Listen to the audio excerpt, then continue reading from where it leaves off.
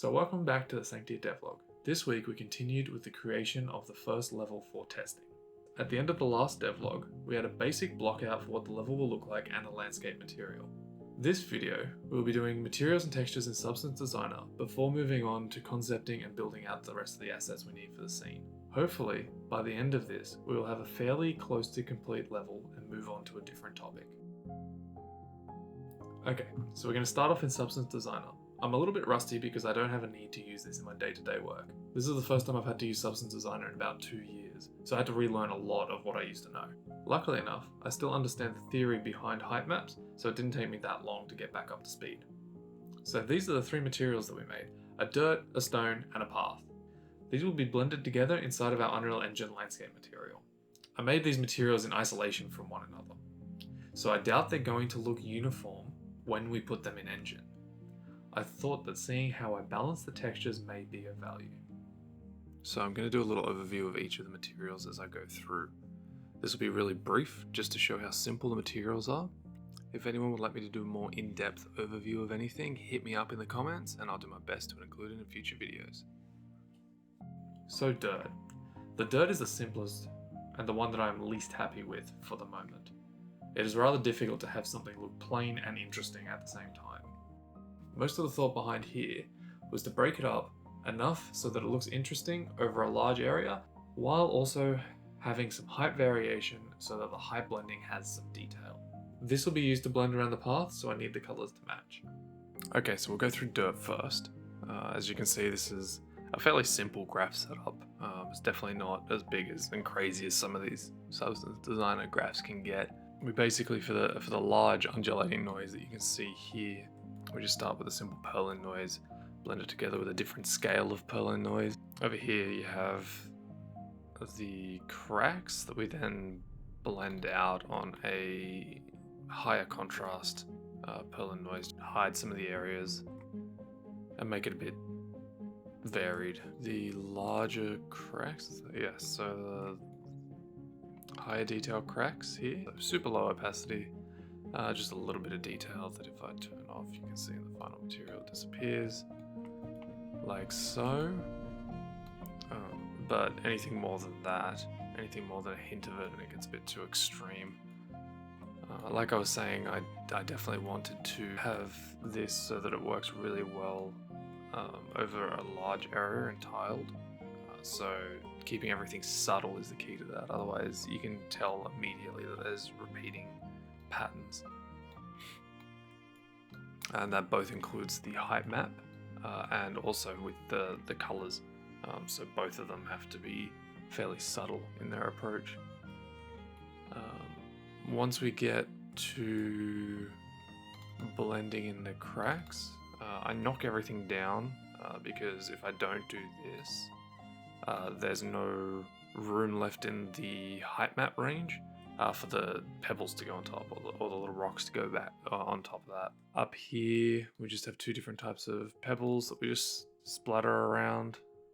The key to this is to try to make it so that it doesn't look like it's repeating from a highly tiled section. This kind of definitely does, but it's small enough detail that it shouldn't matter in the grand scheme of things. And to get variation, we just use a directional warp and a slope blur grayscale with 2 different noises on it to get 2 slightly different rock shapes, which give dots. That's then gradient mapped and masked out based on a much higher contrast version of the rocks so that it doesn't affect the other colors. And the base color is just a gradient map of the original noise. And this just goes through across to normal, ambient occlusion, height. This here is my roughness control. So this is max roughness, min roughness, or the other way around, max roughness, min roughness. That just gives that little tiny bit of variation across the surface. Now stone. This was the most fun to make and the one that I think I liked the best. It used a couple of new nodes which didn't exist the last time I used Substance Designer, which are the shadow node and the non-uniform directional warp.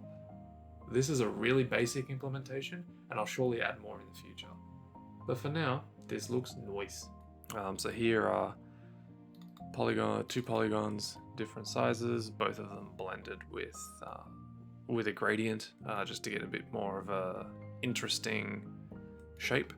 This is then scattered across the surface, which gives that sort of rocky, shelf-like nature to it, and then a non-uniform directional warp, which was the node that I was talking about earlier.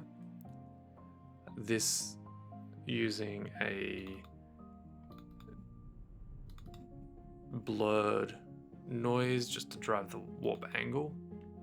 This just gives it this. If I turn this up and down, you can see it gives it those really rocky, stylized, long lines to the rocks, which is actually rather difficult to get in any other method. I find this is really simple for what it is, and it looks great. This is then the shadow node, which just helps me mask out one side of the rocks. I don't really care that they're in shadow. It's going to be lit from all angles. All it does is isolate one plane of the rocks that allows me to then put noise onto that plane using an edge detect with bevel plus some warping or slow blur, again through the blurred cloud noise. And then we go down the other way and we're doing again another edge detect down here. This gives this will eventually result in a small number of additional rocks or strange little cracks and crevices, just to break up the smoothness of the rocks themselves. Without it, it's a little bit too stylized and a bit too smooth in my opinion, so just adding this little bit of extra detail helps with just breaking up the shape a little bit more. Okay, and then from there we just, what's this? Oh, this is just choosing where those get placed. This is just lightening it up, increasing the contrast a little. And then from there we just do a simple gradient map for color. Use curvature to give a little bit of an edge highlight. If we don't have this, it's a bit boring. So this just adds a little bit of color onto the edges. Super subtle, that's all I need. Again, same trick with roughness, just sort of trying to get a little bit of variation there. The roughness doesn't translate that well from Substance Designer to Unreal. I know that from past experience. So the values that I'm putting in here don't really matter. All that I'm looking for is getting a map with some detail information on it. Now for the path. This was probably the hardest to get looking good, and the one that I did the most overthinking on. Oddly enough, the way a path is built says a lot about the civilization that built it. For example, will the pavers look the same as the stone end of the environment, and therefore be sourced locally? Or will they be exotic, meaning that the civilization was wealthy and were able to import them from elsewhere? Another example is that the way the rock is cut speaks to the technology. These things may seem inconsequential, and to a large extent they are. Though, these sort of considerations help build cohesion into the world that will be more felt than seen. It doesn't take long to think of these things, and in fact, once you have a narrative going in your head, it gets a lot easier to design. So we just start off with a simple tile sampler, use this flood fill node to get different height levels for each of the tiles, use an edge detect to then get a good mask to start working through the height map. Then so these are the cracks here. It's hard to see on here, but they're masked out based on this flood fill, helping get different levels to each of the pavers. And then using a high contrast version of that to choose which of these get the different cell. It's just cells 3 to generate the cracks at different scales and warped a little. And that then drives the new edge detect, which will then give this breakup. You can see one of them's warped a bit more than the other one, just to give a bit of variation. It might actually be a bit too much there, but we can always change that later. we once again use flood fill. This took a bit of rejigging to just get right. I wanted to have some of the tiles angled in different areas, and some of them I wanted to still be flat and not have this texture over the top of it. And this includes two different types of the detail noise that sits on top of these pavers. Sometimes I wanted that to be shared with the actual original paver itself, and sometimes I wanted that to be separate on each of the little tiny pieces. This tries a little bit of these. This is the pattern on the top, which I was just talking about before, which just gives this faceted look, and it makes it a bit more interesting. Like it's a bit of an, I guess, more of a like an igneous rock rather than a sandstone material that these pavers are made out of. I wanted it to match the stone material that we had before a bit closer. Then we got a noise that drives some of this is the dirt underneath. So this uses a height blend to get some of this overtaking some of the pavers, so that it's sort of like the pavers are dipping below the surface a little and getting buried. This thing gets driven down into the noise here. And there's nothing too interesting about what we were doing with the colors. Still the same sort of thing, using a combination of either curvature, random noise, edge detect, that sort of stuff, to just drive the colors. And same thing with the roughness, just using a bunch of different noises just to get some variation across the surface. Again, this will be fine-tuned once we get into Unreal. Alright, let's move away from Substance Designer now.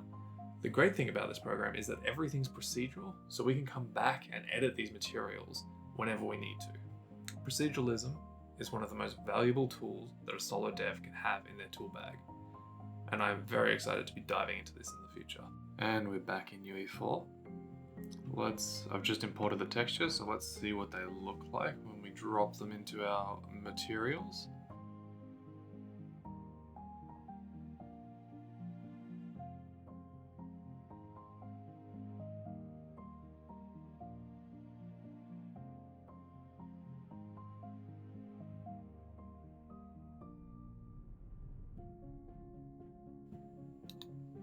What's going on here? Wee. Oh, that's just the camera. Okay. Alright, let's start looking at this now. If I go...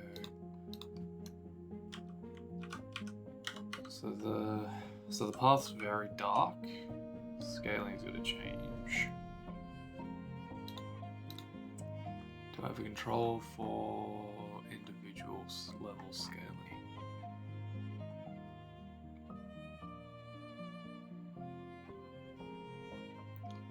No, I also don't have my path. Okay, let's see how this goes.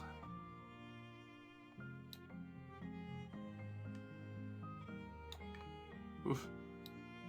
Well, at least that definitely works. I know I want it to. Why is this so dark? Is that just because it's in shadow? Yes, it is. Okay, so that's way too dark. So that's a note to note down. The dirt is surprisingly okay. Again, we're gonna go into the master material. And where are we? Man, this is a mess. Oh, I didn't expose any of the controls for the tiling. Alright.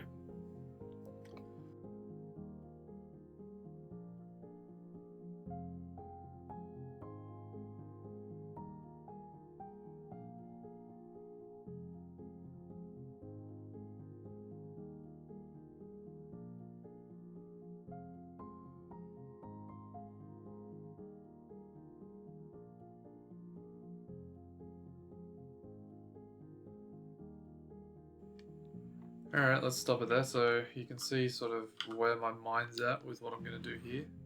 I'll probably go through and tweak the colors a little, change the paver colors a lot. The shape's okay, the size is okay. I'm happy, I'm okay with that. Tiling, for first implementation, I think this is going to have to do. But we'll do that and see where we go from there. This grass texture is also terrible. You can see it repeating everywhere. Alright, well, let's get to work. Well, it seems that trying to add in some more features to the landscape material and fix some of the height blending issues that I was having completely broke it, and it's not even compiling shaders at the moment. So I think I will... Guess I'm gonna tear it down and start again. Alright, well that took all day. So the last landscape material was cactus. I have no idea what went wrong on it. So I basically rebuilt the master material from the ground up using a couple of different extra tutorials that I found across the internet. Yeah, I have a couple of issues where the automated materials I'm generating under here, which is getting me a lot of the slope detected, mountainside, etc. The materials that are on that, which is the same as the dirt, the grass, and the stone material. It appears as I'm sculpting in the dirt, so for some reason I can't stop this edge from happening. Actually, it's a bit smaller. So I can add in dirt here, but there's always this ring of course now it doesn't do it. Pain in the ass. There's always this ring of grass here. You can see it here when I'm pulling away at the path. There's a tiny little bit of grass poking through all the time. You can see it a lot there as well. It seems to be something to do with the height values. As it gets to the 0.5 height value, that grass popped up, and I think it's just that bottom layer. So currently my choices are either I manually paint everything, which I'm not particularly keen on, or I have this layer underneath here that comes through when I paint the dirt down. Obviously it's not a problem if it's grass that I'm painting down, because then you can't see, but it is a problem for the dirt. So I'll probably look into that a bit more. Ideally, this is a really basic landscape material, and what I'll eventually be doing is driving most of this through Houdini anyway. I have some experience using Houdini for landscapes, so I would prefer to use that in the future, but I want to start with something really simple, and I don't want to spend too much time perfecting it, otherwise it's going to just be time spent polishing a turd. Okay, so from there, the next step is to balance the colors of each of the materials. But yeah, well, that took a day. Guess these things happen though. Well, that's about as good as we're gonna get it. I still hate it, but it's definitely better than it was. It's one thing I struggle with pretty much every single time. I can never get the textures correct right off the bat. And one of the best things that I do to help balance these textures is reminding myself that when you look at an asset on an individual level, it's very easy to try to make it look as good as it can be. So that means high contrast, a lot of highlights, and basically making, when you isolate an asset, you want to make it almost look like a hero prop on its own, that's had a whole bunch of effort put into it.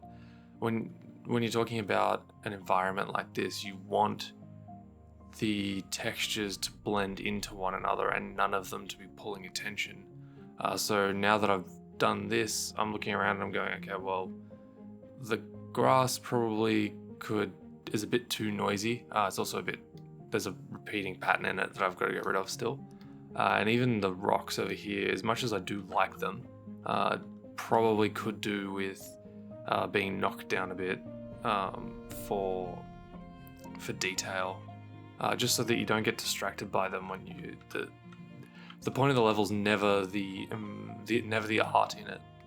The goal of the level is to draw your attention to some part of gameplay or some mechanic or a puzzle or an NPC, whatever it is, it's rarely purely the art unless it's a hero prop. So like a fountain or like a weenie, as Walt Disney would call them. Those are meant to be drawing attention, but things like the textures on the ground should feel more like a cohesive whole rather than a bunch of individual assets. And I don't think that I did a very good job of that so far. But again, this is a very basic level, and it's one that I just want to use so that I can get something to run around in, to put a character into, to test some fighting, etc. You know, the usual stuff. So I think that's it for the landscape material and the textures. If anyone wants any more detailed explanation of anything that I did, just hit me up, and like I said, I'll do my best to revisit that in future episodes or even a separate video. Okay, that's it for this video. We ran into a few problems this time around, but it's in a place where I don't hate it. So that's good enough for me. Next up, we'll move on to creating some assets for the scene so it doesn't look quite so empty. Okay, this is awkward. Don't really know how to end the video. You know what to do. Click the things and bye.